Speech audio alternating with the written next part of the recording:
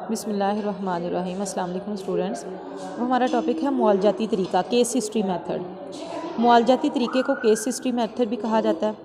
इसको अमूमन ज़हनी अमराज़ की तशख़ीस के लिए जो है ना वो साइकोलॉजिस्ट जो हैं वो इस्तेमाल करते हैं, या तिब्बी नफ्सियात के माहिरीन ये तरीका इस्तेमाल करते हैं ताकि मर्ज़ की नोयत मालूम हो सके कि ये मर्ज़ कब से है, कैसे डिवेल्प हुआ और कैसे उस पर इफ़ेक्ट कर रहा है, और ताकि उसका इलाज शुरू किया जा सके। ये इसके अलावा ये तरीका अफराद की जहानत, उसके हिजानी रद्द-ए-अमाल के वो कितना इमोशनल है, उसके रुझानात क्या हैं, मिलानात क्या हैं, और किस तरफ उसका जो है वो इंटेंशंस किस तरफ है, उसकी शख्सियत की तोड़-फोड़ की नोयत क्या है, किस हद तक उसकी डिटोरियोरेट पर्सनालिटी है, ये सारी चीज़ों को देखने के लिए इस्तेमाल किया जाता है। इस तरीके में फ़र्द के मौजूदा किरदार और रवैयों से उसके माजी का पता लगाया जाता है कि उसका अब का बिहेवियर क्या है और उसका माजी में क्या था।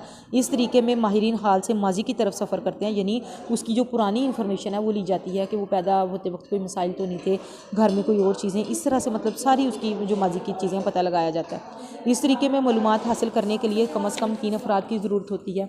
सबसे पहले माहिर तिब्बी नफ्सियात खुद होता है और साइकेट्रिस्ट होता है। दूसरा जो फ़र्द है वो डॉक्टर या फिजिशियन या साइकेट्रिस्ट हो सकता है, जिसका काम ये है कि वो मरीज़ का तिब्बी मुआयना करके भी इस बात का जायज़ा लें कि उसे कोई जिस्मानी मसला तो नहीं। फिर एक सोशल वर्कर होता है। तीसरा और अहम फ़र्द जो है वो सोशल वर्कर है, जो मरीज़ या मामूल के बारे में मुतलका माहौल से लोगों से मालूमात इकट्ठी करता है। मसलन वालिदैन अज़ीज़ जो हैं या उसके रिश्तेदार हैं, दोस्त, साथी, पड़ोसी, उससे मालूमात की तस्दीक की जाती है कि फ़र्द की बताई हुई चीज़ें ठीक हैं या गलत हैं।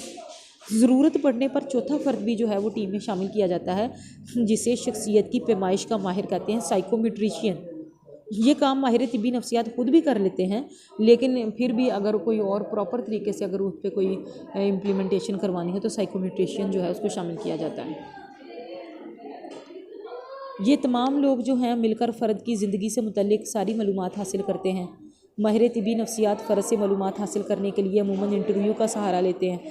इंटरव्यू के अगरचे कई इक़साम हैं, मगर मरीज़ से गुफ्तगू के लिए कोई तयशुदा फार्मूला नहीं होता, बल्कि हर मरीज़ के मिजाज, फ़ितरत और उसकी जो अलामात होती हैं उसको मद्देनज़र रखते हुए जो है ना उसके बारे में गुफ्तगू को आगे बढ़ाया जाता है। और एक बायोडाटा फॉर्म भी इस्तेमाल किया जाता है जिस पर वो लिखा होता है कि क्या वो मरीज़ जवाब देने में तामिल करे, मतलब ना दे तो फिर उसे ख़ुरीद की वजाहत तलब की जाती है। और इसके लिए क्रॉस क्वेश्चनिंग और प्रॉबिंग, क्रॉस क्वेश्चनिंग ये है कि वही क्वेश्चन बदल बदल के और तरीक़ों से पूछे जाते हैं, और प्रॉबिंग टेक्निक ये है कि बहुत अंदर तक उसके मतलब एक तरह से प्रोब करके उसके अंदर तक जाके क्वेश्चन जो है ना उसके मतलब बहुत जो हैं वो ज़ाती नोयत के भी क्वेश्चन उससे किए जाते हैं। सोशल वर्कर जो है वो मरीज़ के मुतलका माहौल से अफराद से मालूमात इकट्ठी करता है। इसकी रोशनी में फ़ैसला किया जाता है कि मरीज़ को कौन सा नफ्सियाती आजमाइश दी जाए, इस पर क्या लगाया जाए, सादा और दी जाए या पेचीदा हो। इंटरव्यू के लिए इस्तेमाल जो आजमाइशें होती हैं, मसलन आज़ाद तलाज़ुम की आजमाइश है, नामुकम्मल फ़िक्रात की, ये आगे आप इनकी डिटेल पढ़ेंगे कि ये क्या चीज़ें होती हैं, ये कौन कौन सी आजमाइशें होती हैं। आप सिर्फ इनके नाम भी याद कर लें। इधर क्लिनिकल तरीके में भी इसके जो है मौजूदा हालत के असबाब का अंदाज़ा लगाया जाता है। तो इसकी अहमियत ये है कि ये तरीका जो है वो मर्ज़ की तशख़ीस के लिए, मरीज़ की तशख़ीस के लिए अहम है। इससे ज़ाहिर है जब तशख़ीस हो जाती है, डायग्नोज हो जाता है, तो फिर इलाज करने में आसानी होती है। और नफ्सियाती और तिब्बी आजमाइशें भी इस्तेमाल की जाती हैं। मरीज़ के माजी से फिर उसकी नई मालूमात हासिल की जाती हैं, और इससे फिर एक जामिया रिपोर्ट भी उसके बारे में मुरतब की जाती है। तनकीद क्या है, बैक वक़्त इसके लिए कई ज़ाहिर तरबियत याफ्ता माहिरीन दरकार होते हैं। हाँ, ज़ाहिर उनकी डिफरेंट अफोर्डेबिलिटी लोगों के लिए मसला बन जाती है।